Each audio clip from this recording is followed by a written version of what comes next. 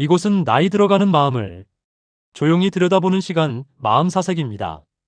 저녁마다 잘 열지 않던 방문을 괜히 한 번 더 밀어보게 됩니다. 반듯한 이불 위로 먼지 하나 없는 빛이 고요하게 내려앉아 있고 문고리를 잡은 손은 복도 불이 켜진 뒤에도 한동안 거기 그대로 있습니다. 해는 이미 졌는데 발은 문턱을 넘지 못합니다. 방 안에 들어가 봐야 할 일은 없습니다. 창문이 열린 것도 아니고 불을 끄고 나온 것도 아닙니다. 그런데 손잡이에서 손을 떼는 일이 오늘따라 조금 더 걸립니다. 문틈 사이로 들어오는 서늘한 공기가 코끝을 스치고 양말 바닥으로 장판의 차가움이 천천히 올라옵니다. 시선이 문고리에서 침대 모서리로 다시 창문 쪽 빈 커튼으로 옮겨갑니다. 커튼은 움직이지 않습니다. 바람도 없는데 방 안의 공기만 묘하게 무겁습니다. 한때 이 방에는 옷가지가 의자 위에 아무렇게 걸려 있었고 책상 위에는 컵이 놓인 자리만큼 동그란 자국이 남아 있었습니다. 어질러진 것을 치우느라 잔소리를 했고 그 잔소리가 끝나면 문을 닫는 소리가 뒤따라왔습니다. 이불은 아침마다 구겨져 있었고 서랍은 반쯤 열린 채였고 바닥에는 양말 한 짝이 빠져 있기도 했습니다. 그때는 그것들이 눈에 거슬렸습니다. 지금은 커튼이 반듯하게 쳐져 있고 서랍은 닫혀 있고 이불 모서리는 베개와 나란합니다. 예전에는 어질러진 것이 먼저 눈에 들어왔는데 이제는 너무 단정한 것이 먼저 보입니다. 그 단정함 앞에서 숨이 먼저 얕아집니다. 창문을 살짝 열었다가 들어올 바람도 없는데 다시 닫고 그대로 문 앞에 서 있습니다.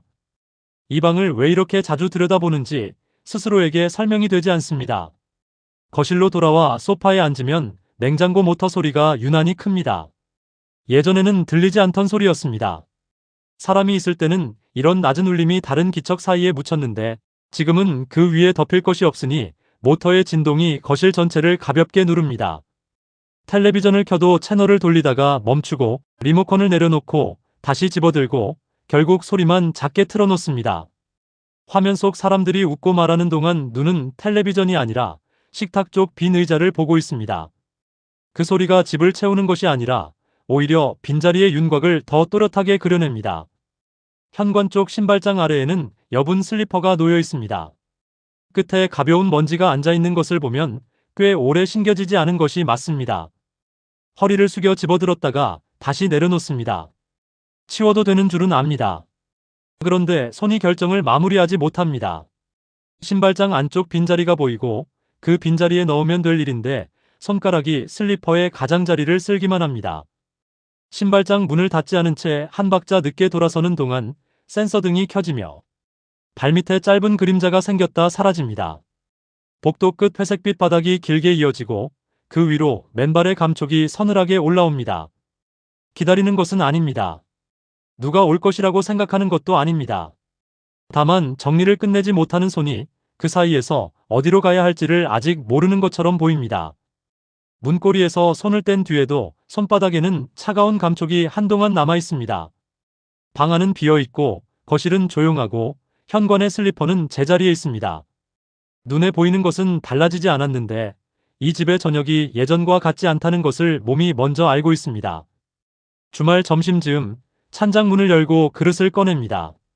국그릇 하나, 밥그릇 하나, 반찬 접시 둘. 손이 멈춥니다. 한 상 가득 놓이던 때가 있었고 둘이 마주 앉던 때가 있었고 이제는 하나입니다. 줄이는 것이 어렵지는 않았습니다. 어렵지 않았다고 생각했는데 찬장문이 바로 닫히지 않는 날이 있습니다. 안쪽에 포개진 그릇들이 눈에 들어옵니다. 같은 무늬의 국그릇이 넷, 밥그릇이 넷, 가지런히 겹쳐 있습니다. 쓰이지 않는 것들이 가장 깨끗한 채로 남아 있습니다.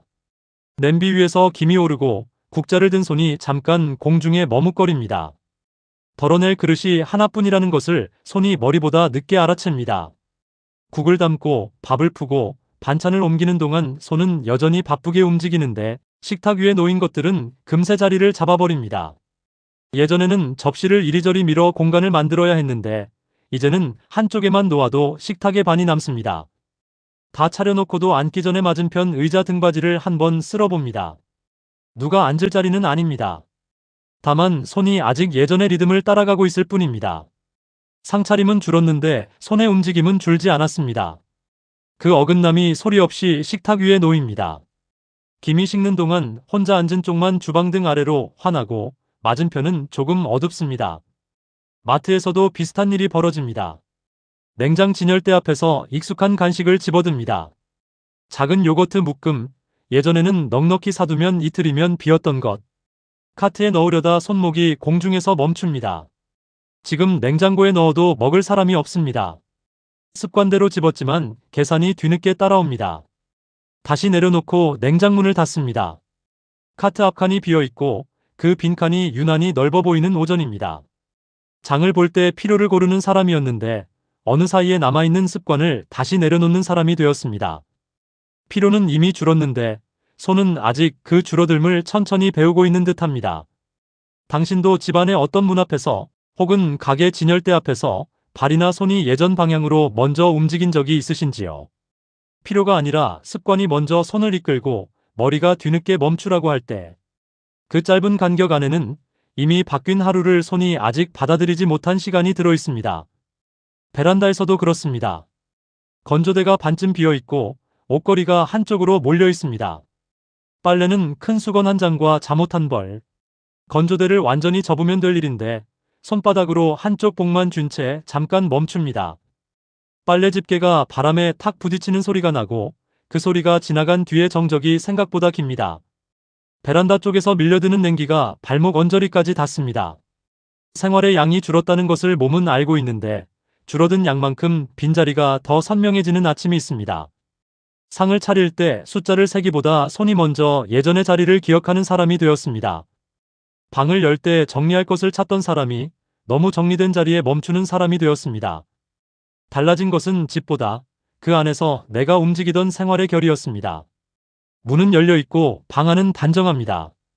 책상 위에도 의자 아래에도 손 뗄 것은 거의 없습니다. 그런데 문턱에 선 발끝만 자꾸 늦어집니다. 치울 것이 없는데도 손은 어딘가를 더듬듯 천천히 움직입니다. 이 손이 찾고 있는 것이 무엇인지 아직은 말로 붙잡히지 않습니다. 이렇게 손이 먼저 멈추는 저녁을 보고 있으면 몽테뉴의 글이 떠오릅니다. 몽테뉴는 수상록에서 오래 바깥을 향해 쓰인 마음은 자기 안쪽으로 돌아오는 길을 낯설어 한다고 보았습니다. 바깥에서 역할이 줄어든 뒤에 찾아오는 빈 시간이 무서운 것은 진짜로 아무것도 없어서가 아니라 자기 쪽으로 돌아가는 길을 한 번도 정돈해 본 적이 없기 때문이라는 것이었습니다. 이 말은 수백 년 전에 쓰였지만 지금 이 저녁에도 조용히 닿는 곳이 있습니다. 아이를 키우고 식구를 먹이고 집을 돌보던 시간은 마음이 늘 바깥을 향해 있던 시간이었습니다. 아침에 눈을 뜨면 해야 할 일이 있었고 저녁에 불을 끄기 전까지도 확인할 것이 남아 있었습니다. 마음은 그 흐름 안에서 쉬지 않고 움직였습니다. 누군가의 아침을 여는 일이 곧 나의 아침이었고 누군가의 하루를 마무리하는 것이 곧 나의 저녁이었습니다. 그 안에서 나라는 사람은 따로 자리를 만들 필요가 없었습니다. 역할 자체가 자리였기 때문입니다. 그러다 어느 날 그 흐름이 갑자기 줄어들었습니다. 아무도 그 줄어듦을 미리 알려주지 않았습니다. 서서히 왔을 텐데 몸이 알아챈 것은 한참 뒤였습니다. 사라진 것은 일의 목록이 아니라 마음이 향하던 쪽 자체였는지 모릅니다. 해야 할 일이 줄어든 것보다 마음을 보낼 곳이 줄어든 것이 더 먼저 몸에 닿았습니다. 깨끗한 방이 더 무겁게 느껴지는 까닭은 사라진 흔적보다 그 안에서 오래 맡아 온자리가 함께 조용해졌기 때문일 수 있습니다. 어질러진 방을 치우던 손, 국을 덜어주던 손, 가방을 확인하던 손. 그 손들이 향하던 곳이 사라진 것이 아니라 그 손들에게 주어지던 리듬이 돌아오지 않는 것입니다. 몸은 아직 그 리듬을 기억하고 있는데 하루는 더 이상 그것을 요구하지 않습니다. 그 사이에서 생기는 빈 시간이 단순한 여유가 아니라 갈 곳을 잃은 무게로 느껴지는 것은 이상한 일이 아닙니다. 오래 쓰이던 손이 갑자기 쉬게 되었을 때 그 손은 편안해지는 것이 아니라 오히려 어디에 두어야 할지를 모르게 됩니다. 지금 이 손은 쉬는 것이 아니라 다음 자리를 아직 찾지 못한 채 멈춰 있는 듯합니다. 몽테뉴는 한 가지 더 이야기합니다. 그는 자기 안에 누구도 대신 머물 수 없는 안쪽의 자리가 필요하다고 보았습니다. 그 자리는 누군가를 위한 것이 아니라 자기 자신에게 돌아와 잠시 머물 수 있는 곳이라는 뜻이었습니다. 그런데 여기서 중요한 것은 그 안쪽의 자리가 저절로 선명해지지는 않을 때가 많다는 점입니다. 오래 누군가를 돌보며 살아온 사람일수록 자기 안쪽은 한 번도 들여다본 적이 없는 채로 남아있을 수 있습니다. 그것이 게으름이어서가 아닙니다. 바깥으로 향하는 마음이 너무 오래, 너무 진지하게 쓰였기 때문입니다. 돌봄이 깊었던 만큼 돌아올 안쪽의 자리는 오히려 더 오래 비어있을 수밖에 없었습니다. 그 빈자리를 지금에서야 마주하는 것이 뒤늦은 일은 아닙니다. 한 번도 열어본 적 없는 문 앞에 서 있는 것이니까요. 그러니 누군가를 깊이 돌본 삶 뒤에 비어 보이는 시간은 애정의 실패가 아닙니다. 그것은 아직 정리되지 않은 자기 안쪽의 자리일 수 있습니다. 마트에서 손이 먼저 간식을 집어드는 것도, 찬장문이 바로 닫히지 않는 것도, 문턱에서 발이 늦어지는 것도 모두 같은 자리에서 오는 일입니다. 평생 바깥을 향해 쓰이던 마음은 돌아설 곳이 준비되지 않았을 때 빈 시간보다 먼저 몸에 익숙한 움직임부터 잃곤 합니다. 그래서 빈 방 앞에 서 있는 저녁이 단지 쓸쓸한 시간이 아니라 마음이 돌아갈 자리를 더듬고 있는 시간일 수 있습니다. 이 마음을 곧장 나약함이라고 부르기에는 그 앞에 놓인 시간이 너무 깁니다. 오히려 그만큼 오래, 그만큼 깊이 누군가의 하루를 자기 하루처럼 살았다는 증거에 가깝습니다. 다만 그 증거가 지금은 빈방의 정적으로, 줄어든 그릇으로, 건조대의 빈칸으로 나타나고 있을 뿐입니다. 채울 것이 없어서 막막한 것이 아니라 이제 내 시간을 무엇으로 불러야 할지 설명이 아직 따라오지 않는 저녁일 수 있습니다. 식탁을 치운 뒤에도 바로 자리에서 일어나지 못하는 저녁이 있나요? 그릇을 씻고 행주를 널고 나서도 식탁 모서리에 손끝이 한동안 올려져 있는 저녁 말입니다. 젖은 행주에서 물기가 천천히 빠지는 동안 손은 아직 식탁 위에 있고 눈은 맞은편 빈 의자 쪽을 보고 있습니다. 특별히 슬픈 것은 아닌데 일어서는 일이 조금 더 걸립니다. 주방등 아래 혼자 앉은 자리만 밝고 그 밝음이 오히려 나머지 빈자리를 더 또렷하게 보여줍니다. 어떤 마음은 생각보다 손의 움직임에 먼저 남아 있습니다. 여러분에게도 이제는 필요 없어진 줄 알면서 그대로 두고 있는 물건이 있으신지요? 신발장 아래 슬리퍼일 수도 있고 서랍 안쪽에 접어둔 편지일 수도 있고 냉동실 한켠의 반찬통일 수도 있습니다. 언제 만들어 넣었는지 기억이 흐릿한 반찬통의 뚜껑을 열어볼 생각은 없는데 꺼내서 버리겠다는 마음도 끝까지 가지 않습니다. 치우지 못하는 것이 아니라 치우겠다는 마음이 어느 지점에서 멈추는 것이라면 그 멈춤 안에도 이유가 있을 것입니다. 물건을 버리는 일이 아니라 그 물건이 있던 시간까지 정리해야 하는 일이기 때문인지도 모릅니다. 이건 잘하고 못한 일을 가르려는 물음은 아닙니다. 그저 손이 멈추는 자리를 가만히 들여다보려는 것입니다. 당신은 잘 지내고 있다는 소식을 들으면서도 집안의 공기가 바로 가벼워지지 않는 날을 지나고 있으신지요? 전화를 끊고 나면 안심이 됩니다. 건강하다고 했고 바쁘지만 괜찮다고 했습니다.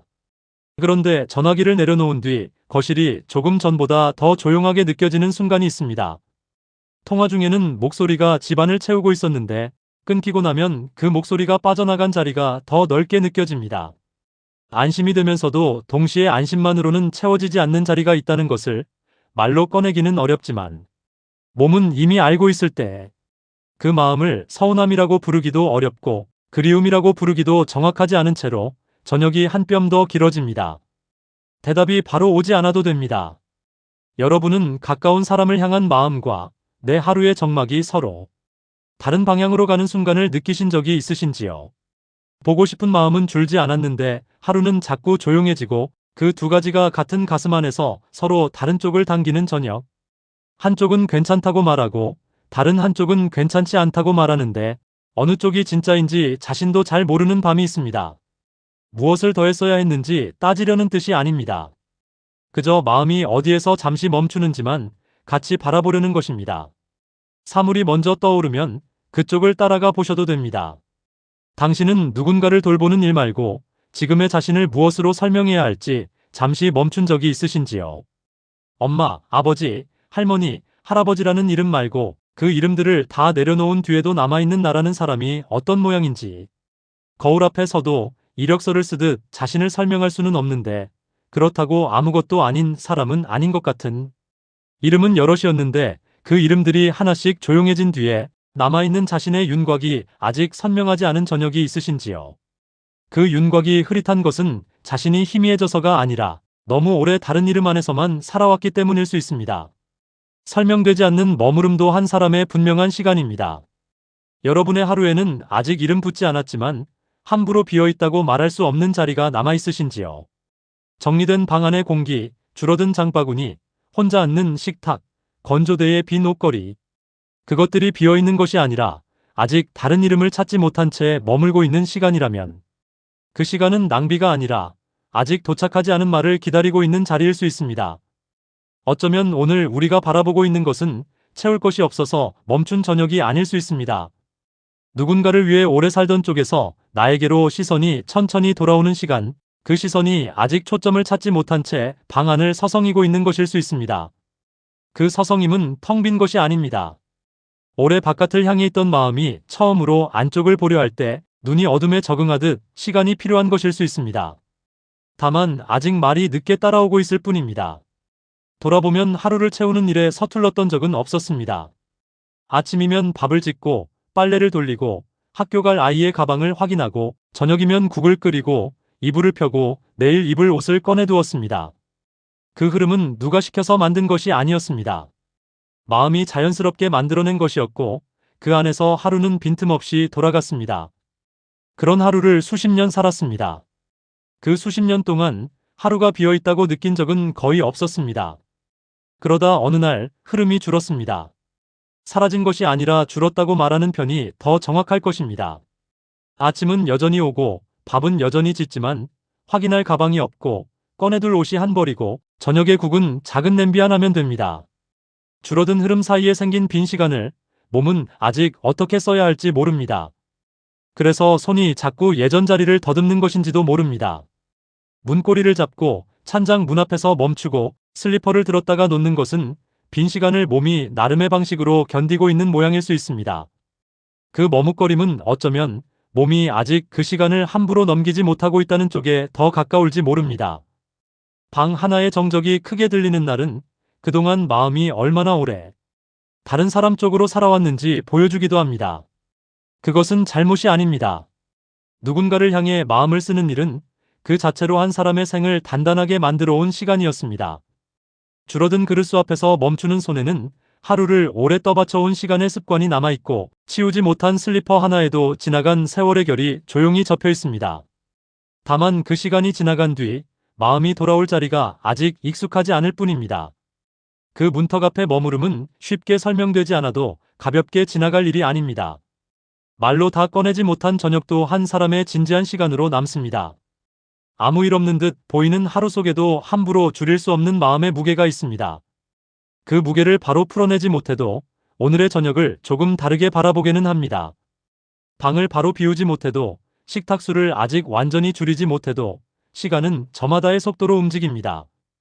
마음이 뒤따라오지 않은 채 생활만 먼저 바뀌어도 그것 자체가 낯선 일은 아닙니다. 정리되지 않은 채 남아있는 부분이 있어도 오늘의 하루가 모자란 것은 아닙니다. 무언가로 곧장 채워지지 않아도 그 빈칸이 곧장 잘못이 되는 것은 아닙니다. 어떤 시간은 먼저 비어 보이고 한참 뒤에야 비로소 자기 모양을 드러내기도 합니다. 빈 방의 문을 매일 열어보는 일이 아직 끝나지 않은 마음의 한 형태일 수 있으니까요. 이 저녁의 무게는 이름 없는 것이 아닙니다. 문턱 앞에 오래 서 있게 하는 모양으로 손이 멈추는 자리마다 눈길이 머무는 곳마다 지금의 마음은 자기 모습을 이미 드러내고 있습니다. 비어 보이는 하루에도 치우지 못한 습관, 줄이지 못한 생활의 결, 그대로 둔 물건 하나 안에 형태가 있습니다. 그 형태를 지금 당장 알아보지 못해도 괜찮습니다. 알아보는 일에도 시간이 필요합니다.